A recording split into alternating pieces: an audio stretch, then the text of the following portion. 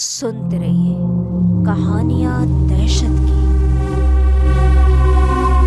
दोस्तों, मेरा नाम जहांगीर है और आज जो मैं आप लोगों को कहानी सुनाने जा रहा हूँ वो मेरे साथ पेश आने वाला एक सच्चा वाक़या है। ये उन दिनों की बात है जब मैं मूवी मेकर हुआ करता था और ये काम मैं एक अपने दोस्त के साथ मिलकर करता था। मेरे दोस्त की मूवी मेकिंग की शॉप थी। मैं कभी बसें और कभी दोस्त की मोटरसाइकिल से आया जाया करता था। चूँकि मेरे पास मोटरसाइकिल नहीं थी और मेरी कोशिश थी कि मैं जल्द अज जल्द मोटरसाइकिल ले लूँ। इसके लिए मैं पार्ट टाइम जॉब भी कर रहा था। ये दिसंबर 2000 की बात है। एक शाम हमारी दुकान पर एक साहब तशरीफ़ लाए और अपनी बेटी की शादी की मूवी बनाने के सिलसिले में बात की। थोड़ी बातचीत के बाद मामला तय हो गया। हम लोग उन साहब के घर पहुँचे। आज उनके यहाँ मायों की रस्म थी। मूवी बनाते बनाते जब हम फ्री हुए तो रात के 2:30 बज रहे थे। हम लोगों ने उनसे इजाज़त ली और अपने अपने घर को चल दिए। बारात वाले दिन हम शादी हाल पहुँचे। उस दिन सर्दी ज़ोरों की थी। गर्म कपड़े पहनने के बावजूद भी हमें सर्दी महसूस हो रही थी। दोस्तों, उस दिन भी जब हम फ्री हुए तो काफ़ी रात हो चुकी थी। हमने उनसे इजाज़त ली और अपने घर को चल दिए। मेरा घर 5 स्टॉप के फासले पर था। मैं तेज़ तेज़ कदमों से चला जा रहा था। सर्द तेज़ हवाएं माहौल को काफ़ी डरावना बना रही थीं। मेरे सामने खंभों का सिलसिला दूर तक गया हुआ था और उन पर जलने वाली लाइट्स अंधेरे को दूर करने की कोशिश कर रही थी। मैं सड़क के किनारे चला जा रहा था। तभी अचानक मुझे अंधेरे का एहसास हुआ। मैंने पीछे मुड़कर देखा तो पिछले खंभों की लाइट चली गई थी। उसके बाद एक के बाद एक सारी लाइटें बंद होती चली गईं। अब सड़क पर मुकम्मल अंधेरा था। तभी लाइट जलने बुझने लगी। मुझे खौफ महसूस हुआ। मैंने अपनी रफ्तार बढ़ा दी। थोड़ी दूर आकर मैंने पीछे मुड़कर देखा तो लाइट अब सामान्य तरीके से जल रही थी।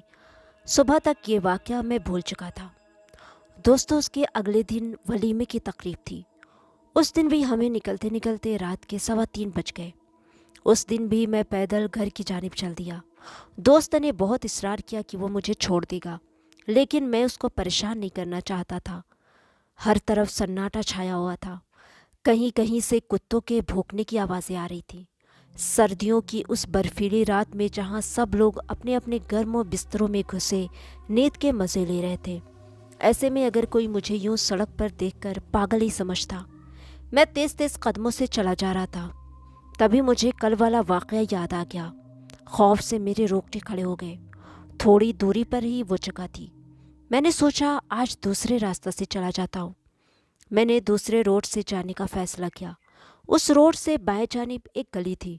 मैं उसी गली में मुड़ गया और आगे चलने लगा। कुछ आगे जाकर सोशल ग्राउंड आता था, जहाँ के बारे में अजीबोगरीब वाक़यात मशहूर थे। लोगों का मानना था कि यहाँ पर पुरस्कार वाक़यात होते रहते हैं। चलते चलते मैंने एक नज़र उस ग्राउंड पर डाली। खौफ से मुझे झुरझुरी आ गई। खौफ पर काबू पाने के लिए मैं गुनगुनाने लगा। तभी मुझे अपने पीछे कुछ आहट महसूस हुई। मैं पीछे मुड़े बगैर आगे बढ़ता रहा। आहट दोबारा सुनाई दी।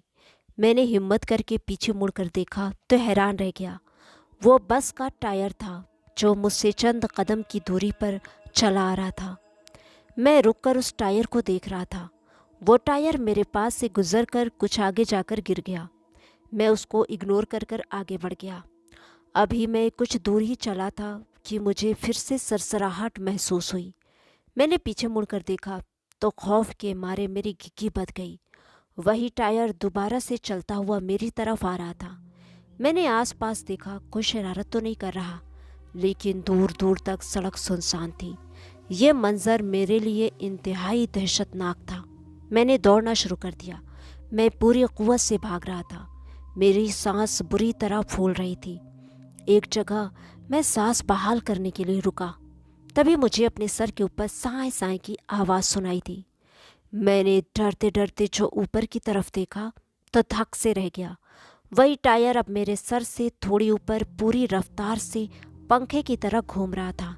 ये मंजर मेरे लिए इतना होलनाक था कि मुझे अपना होश न रहा और मैं वहीं बेहोश होकर गिर पड़ा। उसके बाद जब मुझे होश आया तो मैं घर पर मौजूद था। دوستو آج بھی جب مجھے اس رات خود پر بیتے یہ واقعات یاد آتے ہیں تو شدید خوف محسوس ہوتا ہے اور میرے دل و دماغ کی عجیب سی کیفیت ہو جاتی ہے۔